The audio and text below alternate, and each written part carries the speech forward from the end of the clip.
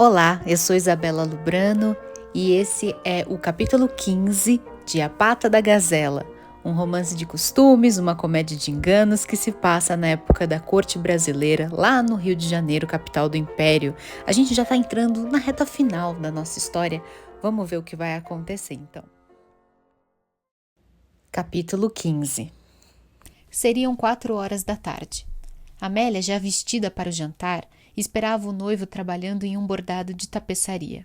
Ao seu lado, em uma linda banca de costura forrada de pau cetim, havia, além dos utensílios necessários, uma profusão de seda frouxa de várias cores. No cetim branco, estendido pelo elegante bastidor de mogno, via-se o risco de um par de sandálias, que pareciam destinadas a alguma fada, de tão pequena, mimosa e delicada era a forma do pé. Só para explicar para vocês enxergarem a imagem na cabeça, a Amélia está bordando em um bastidor. Bastidor é aquela argola de madeira onde se estica um pedaço de tecido bem esticado e onde as mulheres prendadas do passado faziam desenhos, elas praticamente faziam pinturas com as linhas do bordado. Era uma arte muito delicada e muito apropriada para mocinhas, né? Mocinhas e mulheres mais velhas, mas gente muito rica e de família bem situada.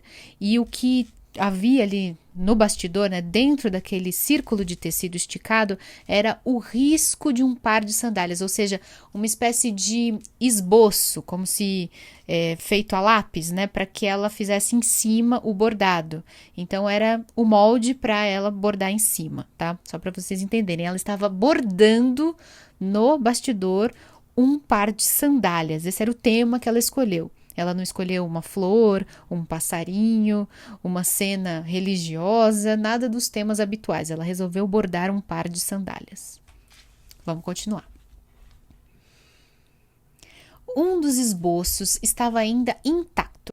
No outro, porém, via-se já um florão de rosas bordadas a seda frouxa e no centro a letra L, feita com torçal de ouro.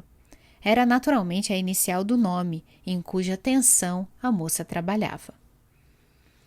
Ué, por que ela está fazendo um bordando alguma coisa para dar de presente com alguém que começa com a letra L? Temos duas possibilidades. Ou é Leopoldo, mas aí é o namorado que ela rejeitou, ou é a amiga dela, a Laura. Horácio certamente não é. Vamos continuar. Amélia estava nesse dia talvez menos formosa, porém em compensação mais sedutora.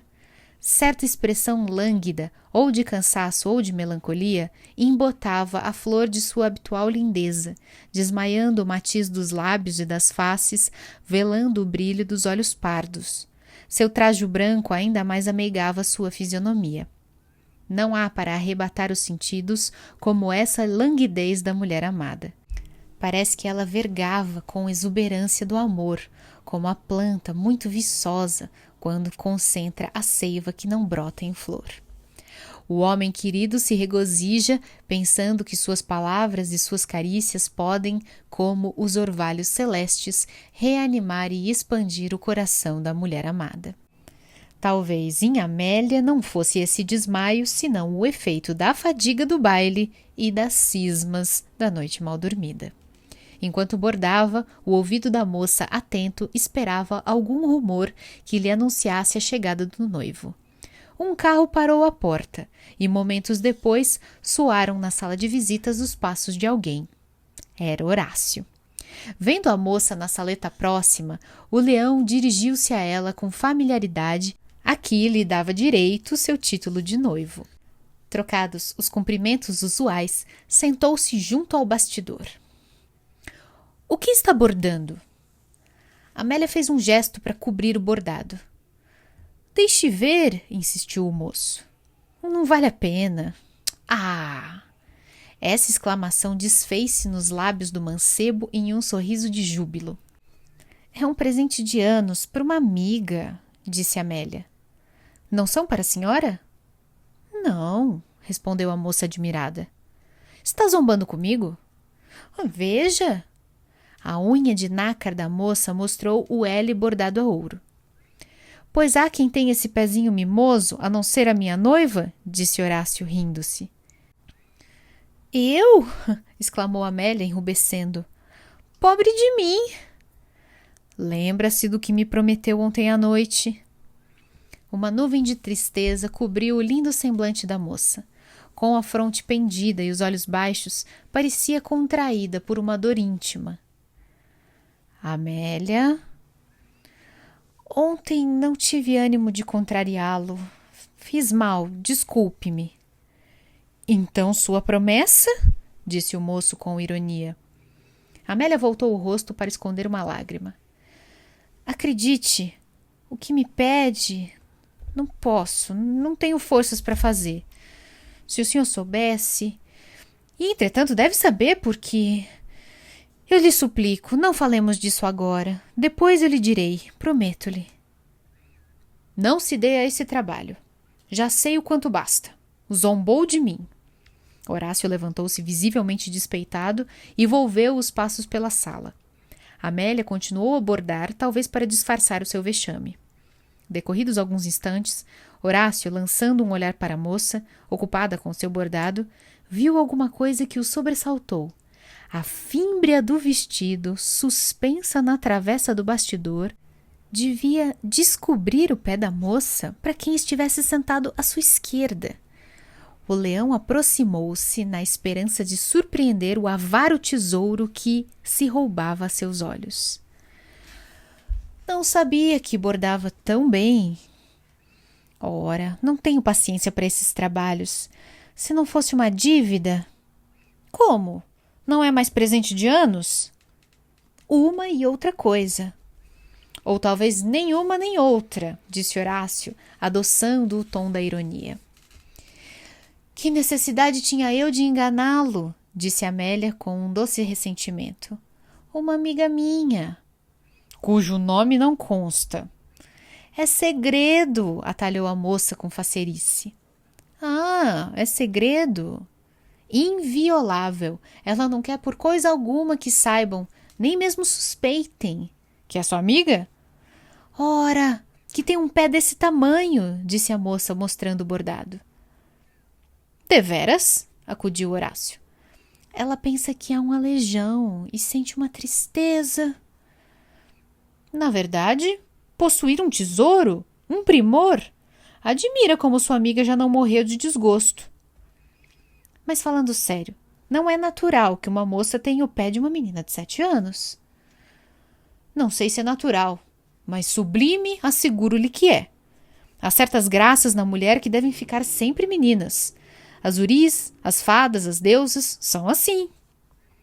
Com efeito, se eu fosse ciumenta de sua amiga, de uma amiga tão íntima, era quase ter ciúmes de si mesma, disse Horácio, gracejando. O que o senhor quer, sei eu, é ver se adivinha. Horácio tinha sustentado essa conversa com interesse extremo, menos pelas palavras da moça do que pelos movimentos da fímbria do vestido. A saia, arregaçando gradualmente com a inflexão do talhe gentil da moça reclinada sobre o bastidor, prometia brevemente descobrir o tesouro, tão estremecido pelo mancebo. Amélia, ocupada com seu trabalho e distraída com a conversa, se esquecera daquele constante cuidado que ela tinha em compor a orla do vestido. Durante a conversa, apenas uma vez tirara os olhos do bordado, para lançar uma vista furtiva ao leão. Mas então essa amiga misteriosa, a senhora ia contar uma história, se não me engano. História não, senhor. Queria explicar-lhe por que este bordado é o pagamento de uma dívida. Justamente. Pois essa minha amiga incomodava-se muito quando tinha de comprar botinas. Custava achar um par que lhe servisse. As de senhora eram muito grandes, as de menina eram muito baixas. Afinal, encontrou um sapateiro que trabalha tão bem como os melhores de Paris. É exato. Como exato? O senhor sabe? A senhora não fala do Campas? Disse o Horácio, um tanto perturbado. Não, senhor. Pensei. Haverá 2 meses indo eu à cidade. Minha amiga, que tinha feito uma encomenda de botinas, pediu-me para ver se estava pronta. Quando o criado a trouxe para o carro onde o esperava, caiu um pé da botina já usado que fora para modelo. Minha amiga ficou muito aflita e eu fiz tenção de dar-lhe, no dia dos seus anos, umas chinelas bordadas por mim. Bem vê que não o enganei. Proferindo as últimas palavras, Amélia, sempre ocupada com seu bordado, debruçou-se completamente sobre o bastidor para desembaraçar o fio de seda frouxo. Esse movimento produziu o que Horácio esperava. A saia, retraída pela travessa do bastidor, descobriu até o artelho do pé da moça. O moço estremeceu com a forte emoção e fechou os olhos, atordoado. O que vira era uma coisa indefinível, estupenda. Era o alejão, a monstruosidade de que lhe falara Leopoldo. Aquela massa disforme, aquela enormidade cheia de cavernas e protuberâncias, ele a tinha ali em face, diante dos olhos, escarnecendo do seu amor, como dessas caturras hediondas das lendas da Idade Média. Diga-me uma coisa. Ontem, depois que saímos, o senhor conversou com aquele moço que dançou comigo? O Leopoldo, não é? Não recebendo resposta, Amélia ergueu a cabeça para interrogar o noivo com o olhar. O aspecto demudado de Horácio, o sorriso pungente que amarrotava seu bigode artístico, a vista ansiada que ele tinha fixa no monstro, lhe revelaram subitamente o que acontecera. Um grito de aflição escapou-se do peito da moça, que afastou violentamente de si o bastidor, a causa do acidente, e colheu os largos volantes da saia, ocultando o que ela por tanto tempo defendera contra a curiosidade sôfrega do moço. Por alguns instantes os noivos permaneceram mudos e confusos, sentindo-se repelidos um pelo outro, e contudo não ousando afastar-se. É um suplício cruel esse que inflige a presença de um ente que faz corar de vergonha. Afinal, Horácio levantou-se e deu alguns passos a esmo. Amélia aproveitou-se desse movimento para fugir da sala. Ficando só, o leão dardejou para o interior um olhar terrível e, tomando o chapéu, desceu rapidamente as escadas. Agora ele compreendia tudo. E as palavras que Leopoldo lhe dissera na véspera ao sair do baile lhe repercutiam ao ouvido como uma gargalhada satânica. A ilusão é a única realidade desse mundo. Como pude eu tanto tempo iludir-me com o excessivo recato de Amélia?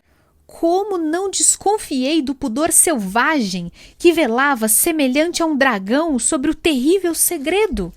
Não há moça, seja ela o anjo da pudicícia, que não mostre ao menos a pontinha do pé, quando o tem mimoso e gentil. Eu devia saber disso, mas estava cego. Todos cochilamos, sem ser homeros. Eu, que me prezo de conhecer a mulher, portei-me como um calouro. Consumir 2 meses a correr após uma sombra, e quando esperava que a sombra tomasse corpo, ela se desvanece? Qual antes se desvanecesse, mas ao contrário, toma um vulto medonho, enorme, esquálido. Faz-me quase lembrar o verso de Camões. Horácio soltou uma gargalhada. Realmente, não sei qual de nós dois ficou mais corrido, se ela de mostrar a tueza, se eu de a ver. Sonhar uma pérola, encontrar um seixo, imaginar um mimo e achar uma brutalidade.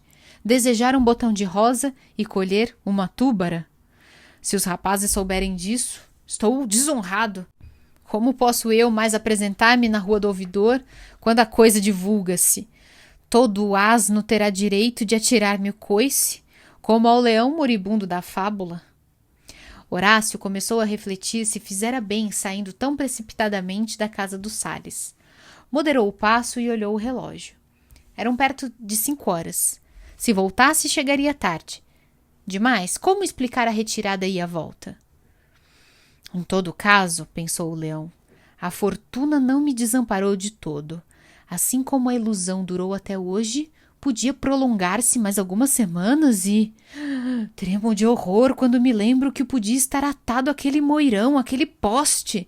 Ser condenado a arrastar uma trave por toda a vida? Que suplício! Se eu pudesse imaginar que o onipotente, criador de tantas maravilhas, se ocupa com a minha ridícula individualidade e se interessa pelos pecados que tenho cometido, me ajoelhava aqui mesmo na rua e lhe renderia graças pela minha salvação. Quem se livrasse de ser esmagado por uma rocha não escaparia de tão grande perigo como eu. Casar-se um homem com aquele pé seria predestinar-se para o homicídio. Passava um carro que parou de repente. Ainda por aqui, Almeida? Disse o Salles, deitando a cabeça para fora do carro. É verdade, saí, mas... Entre, que hão de estar à nossa espera. São 5 horas. Demorei-me hoje, além de costume, por causa do mesmo senhor Maganão. Certos arranjos. Horácio procurou rir, mas fez uma careta que desculpou com um calo. Ele, o leão, sempre elegante, correto e irrepreensível no traje como nas maneiras, tinha perdido completamente a serenidade de espírito. As senhoras estavam reunidas na saleta. Amélia ficou surpreendida, vendo Horácio de volta com seu pai, e reprimiu o contentamento que sentia. Mas esse durou pouco. Ela conheceu logo que o leão obedecera mais às conveniências do que ao afeto que lhe tinha. Contudo, essa volta significava alguma coisa. Ela, Amélia, não causava horror ao noivo. O jantar foi animado pela conversa viva e espirituosa de Horácio, que havia recuperado seu sangue frio. Uma circunstância, porém, não escapou a Amélia, que passou despercebida às outras pessoas. O leão, apesar de sentado à sua esquerda, não achou um momento para trocar com ela uma palavra. Ao contrário, manteve sempre a conversação geral para impedir o diálogo íntimo que ele receava. Terminado o jantar, Horácio achou um pretexto para retirar-se logo. O que se passou, dona Amélia, é mais que um segredo para mim. Eu nada sei. Esqueci, disse ele despedindo-se. Tocando apenas na mão que a moça lhe estendera, saiu. Amélia deu um passo para chamá-lo, mas, apoiando-se ao recosto do sofá, permaneceu imóvel, escutando os passos do noivo, até que se perderam ao longe.